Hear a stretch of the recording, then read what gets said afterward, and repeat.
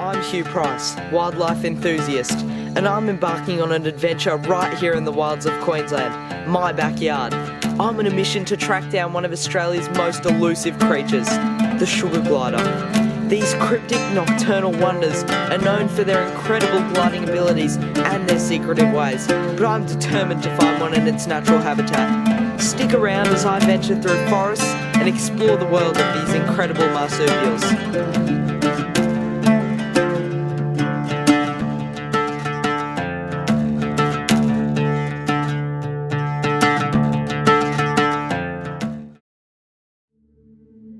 This is the sugar glider, an elusive nocturnal marsupial rumoured to have the ability to glide up to 90 metres for food or from predators. However, in recent years, the sugar glider was separated into 3 species, restricting the sugar glider's range to the east of the Great Dividing Range. This means that they are at a significantly higher risk of deforestation and bushfires due to their smaller range. In this hunt, I aim to teach you a little more about these coastal forests and the creatures that call them home. So this is the filming equipment we'll be using over the next couple of days to try and track down one of these sugar gliders. So we've got 2 camera traps. We'll be setting them up along trails or anything that looks like it could harbour a sugar glider.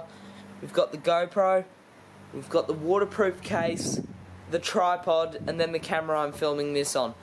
So there's actually 3 species of sugar gliders. You've got the Kreft's glider, you've got the Savannah glider, and then you've got the sugar glider who lives around here. So the reason we've chosen this spot is because it's our backyard, but it's also really good habitat for these sugar gliders who will be gnawing at little spots in the trees and waiting for the sap to run and then eating that. I was camping in this exact spot just with my hammock. I heard a sound I can only describe as chuckling, and that was actually a sugar glider.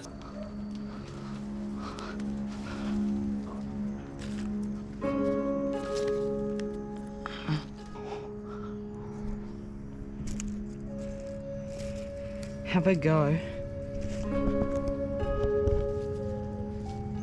Have a go at the view from up here. This is truly, truly epic. For a fly, it's ages down. It's like a 7-metre drop, I'd put that at. Oh, just slipped and died. Have a go at this view. Wow. So this is right at the very top of the canopy, and this is what the sugar gliders would be seeing. This is the sugar gliders kingdom up here. Wow, this is proper cool. I reckon this looks like a nice little highway that these animals might be travelling and using to travel up and down. So I reckon I'll set the camera trap up on this little log right here.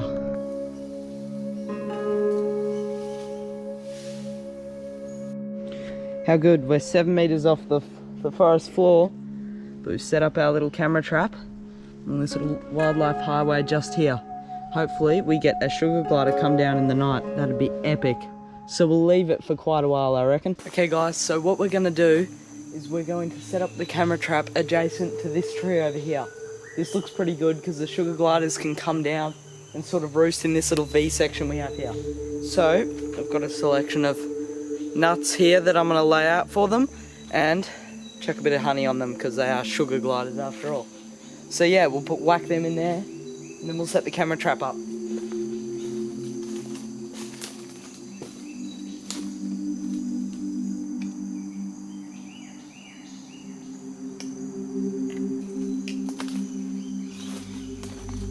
That's a good amount, so we've got that and now we're going to set up the camera trap.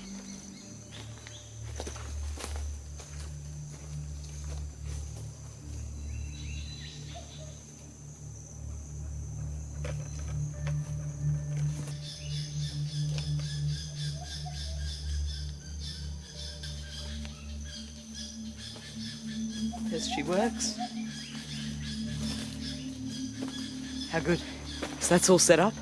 Got the camera trap, it's got the light sensor activation, so if it sees the sugar glider coming down for all that honey on the tree we've got there, it'll turn on and the light will capture hopefully what will be a sugar glider.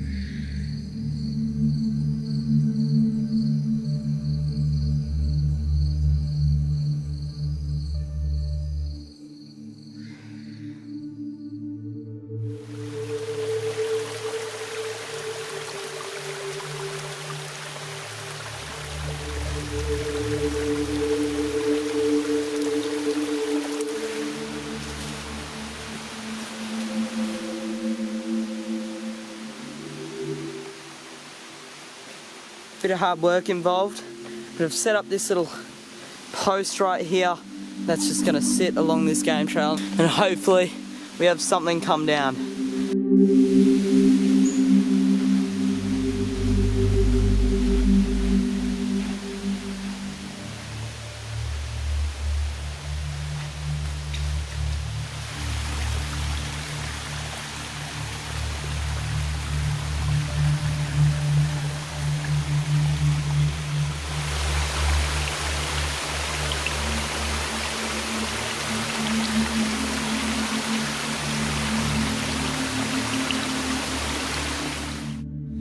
So sugar gliders actually do like a little bit of rain because it allows the sap to run a bit more, it just provides a bit of that ease of getting sugar off the trees. But too much rain, like we've had now, is not too good for seeing them. But it's started to clear up. It's been 2-3 days of heavy rain, so they should be hungry after not eating for 2 or 3 days. So yeah, hopefully we get lucky tonight, catch one on the hunt. But the thing is about sugar gliders, they enter torpor, which is a state where they sort of slow down their heart system, their metabolism, everything like that. So they're kind of just roosting in their little dens with their little pack mates, snuggling up, staying nice and warm, and they don't actually require too much food.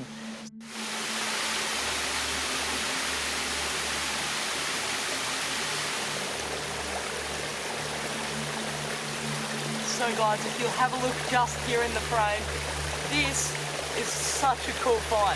I've never seen anything like this before in my entire life. So I was here just the other day trying to gather some footage, look for anything that could possibly be a sugar glider, when I turned my torch off just to have a listen. And this thing lit up bright green. This is such a cool find. So this mushroom actually glows in the dark. It produces a fluorescent bright green that sticks out so well. It is such an amazing thing. It's like a glowworm on steroids. It's like a glow stick actually, a green glow stick. Wow, that is a cool sighting.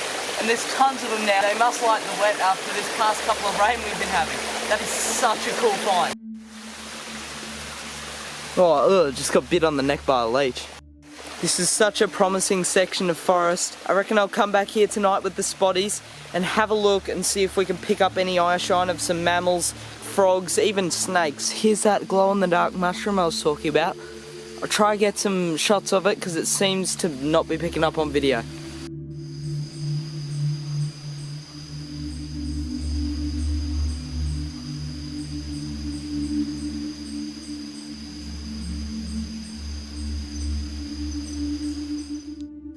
Have a go at this big fella. Sugar glider would take this on for sure.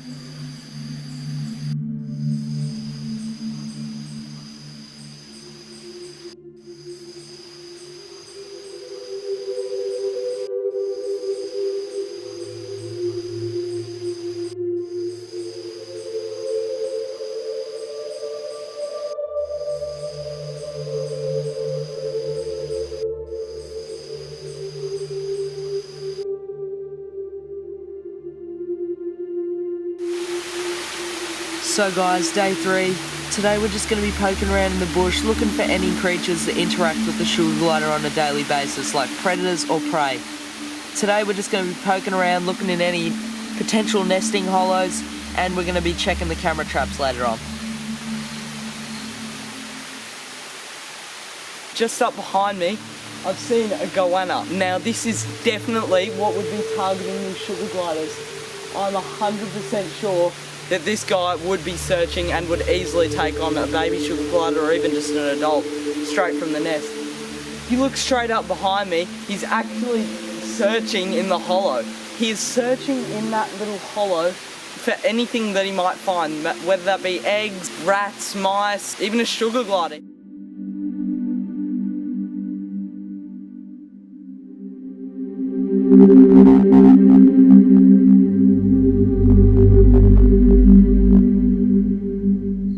Okay guys, time to check the camera trap footage.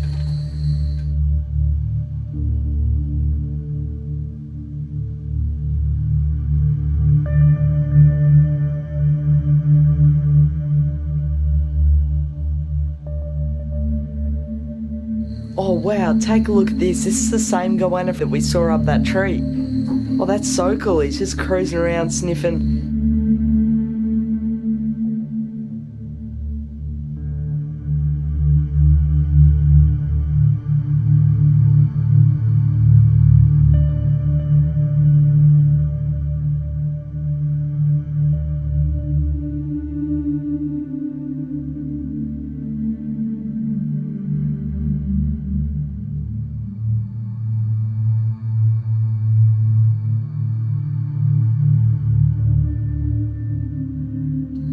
That was unexpected. I did not expect a short-beaked echidna today. It's a short-beaked echidna. I've never actually seen one on the property. That is such a cool find. So short-beaked echidnas are actually one of two monotremes that we have here in Australia. A monotreme means an egg-laying mammal. The two monotremes that we have are the echidna and the platypus. What this guy be doing is just cruising around looking for termite mounds or little patches of dirt just to sniff in and try and take some termites out of. That is such a cool find.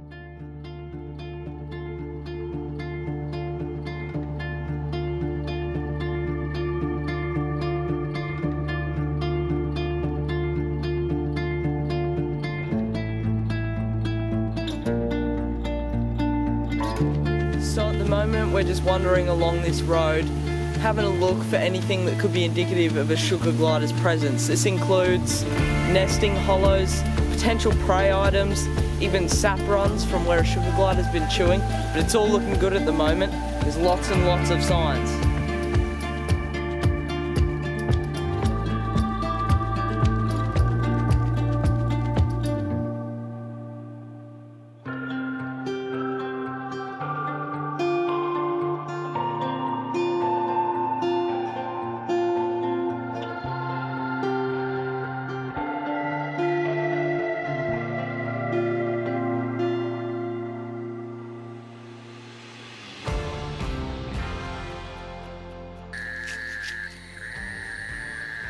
So guys, just here in front of me, we have a yabby.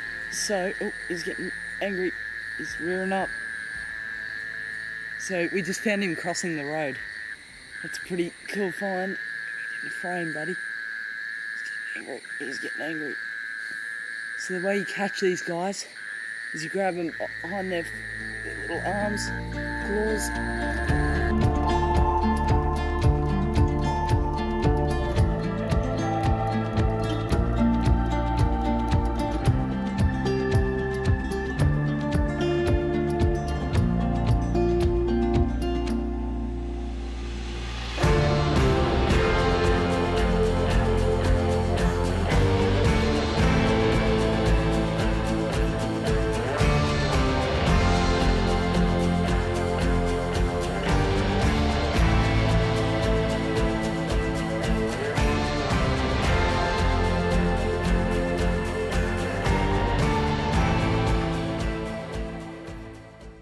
Just above me is a green catbird. Now this is one of the common birds that you'll hear in the rainforest. They've got sort of cat-like yowl or even a baby crying sort of noise to them. Sugar gliders will take on a small bird sometimes if they're hungry enough, which is interesting.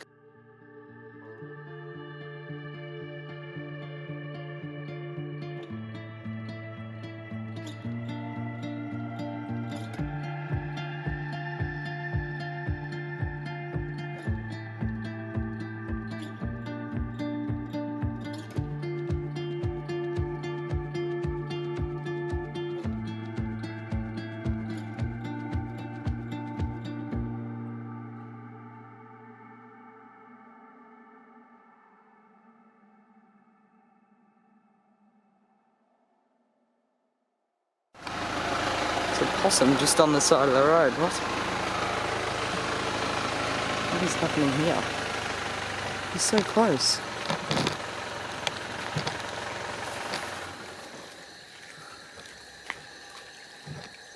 What just happened?